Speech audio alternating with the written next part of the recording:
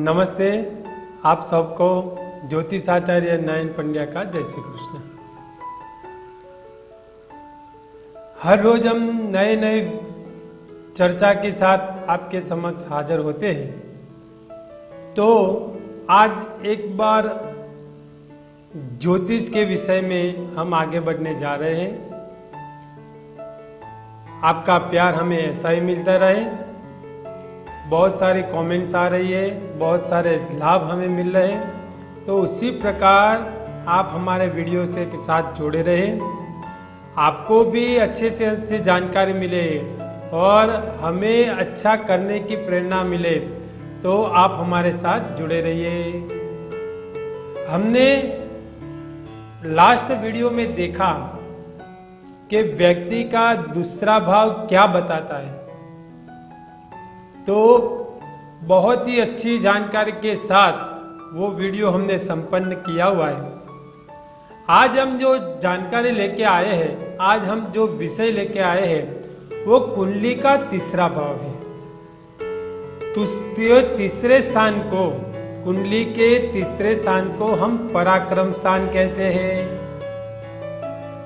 अगर व्यक्ति का जीवन पराक्रमित हो, बहुत ही साहस भरा हो, तो उससे यही मतलब निकलता है कि जो कुंडली का तीसरा भाव है वो व्यक्ति का कहीं ना कहीं प्रबल है। ये तो मैंने पराक्रम का कहा। अगर हम तीसरे स्थान में देखें तो तीसरा स्थान वो भाई बहन का सुख भी है।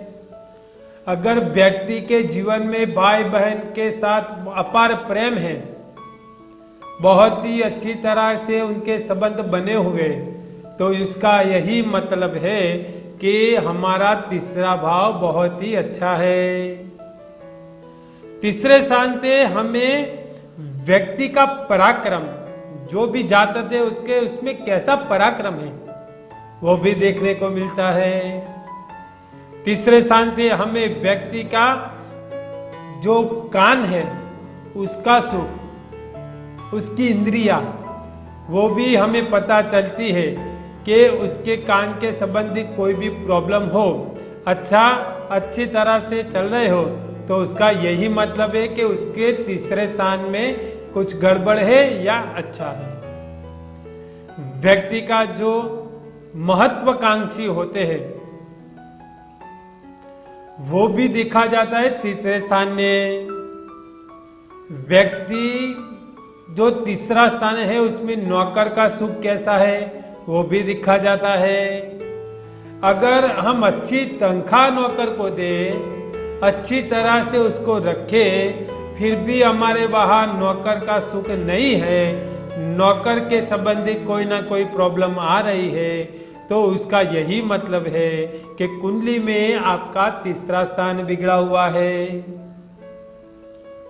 आगे देखिए तो व्यक्ति का सुख और दुख वो भी तीसरे भाव में प्रदर्शित होता है। तीसरे भाव से ये भी देखते हैं कि जातक के हस्ताक्षर कहते हैं, यानी राइटिंग। अगर अच्छे अक्षर है, सुवर्ण अक्षर है, तो हम यही अच्छा लगता है कि उसका तीसरा भाव सही है। कितने भी क्लास कराओ, कितने भी प्रैक्टिस करवाओ, अगर जातक के हस्ताक्षर अच्छे नहीं है तो उसका यही मतलब है कि उसका तीसरा भाव कहीं ना कहीं दूषित हो रहा है। आगे देखिए तो तीसरे स्थान से व्यक्ति के जो मित्र है उसका सुख भी देखा जाता है। मित्र के द्वारा जातक को कितना लाभ है और कितना नुकसान है वो भी तीसरे भाव से प्रदर्शित होता है। व्यक्ति की वृत्ति कैसी है, व्यक्ति की सोच कैसी है, तो वो भी तीसरे भाव में प्रदर्शित होते हैं। व्यक्ति को बहुत सारी तकलीफ आती है, बहुत सारे जीवन में दिक्कत है, फिर भी व्यक्ति धैर्य रख के बैठा है, शांति से बैठा है, तो उसका यही मतलब है कि उसका तीसरा स्थान बहुत अच्छा है। अगर व्यक्ति के मन में उद्योग यानी व्यापार करना बहुत ही मन होता है, तो उसका यही अर्थ है कि उसका तीसरा भाव उसको कहीं ना कहीं प्रेरित कर रहा है। अगर जातक कोई छोटा सा कार्य करे और उसको यश अच्छा मिले तो यही होता है कि उसका तीसरा भाव अच्छा है। कुंडली के अंदर जो तीसरा स्थान है वो माता पिता का सुख भी दिखा गया है और साथ में उसको यश मिलता है कि नहीं, अपयश कैसा मिलता है, तो यह भी उसकी कुंडली के तीसरे भाव से जागृत होता है।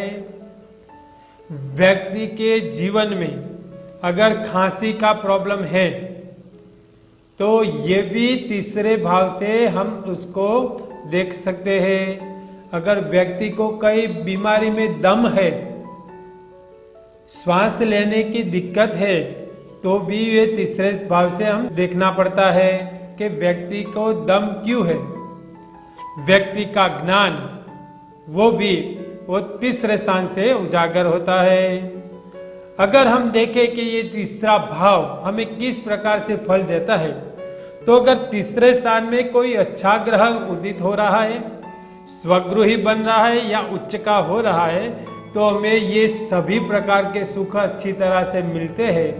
अगर कुंडली के तीसरे भाव में कोई क्रूर ग्रह बैठा है, वो नीच की दृष्टि कहीं हो रही है या नीच का हो रहा है, तो ये जो सुख है उसके पराक्रम में तकलीफ आना, दिक्कतें आना, बहुत सारा साहस है, उसको कोई देखने वाला ना हो ऐसा दिखता है।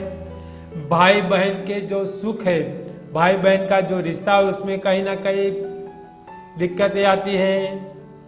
माता पिता के साथ प्रॉब्लम खड़े हो जाते हैं। हमारे जो मित्र है वो बारंबार लड़ने झगड़ने लगते हैं, तो उसका यही मतलब है कि हमारा तीसरा भाव बिगड़ा हुआ है।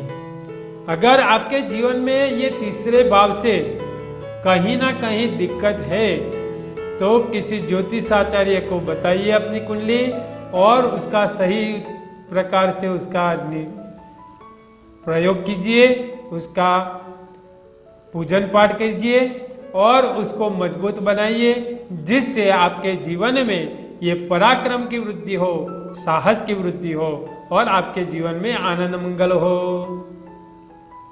आपको ये विषय बहुत ही अच्छा लगा होगा। बस इसी तरह आप मेरे साथ जुड़े रहिए। आज मैं आपसे रजा लेता हूँ। जय श्री कृष्ण, नमस्कार।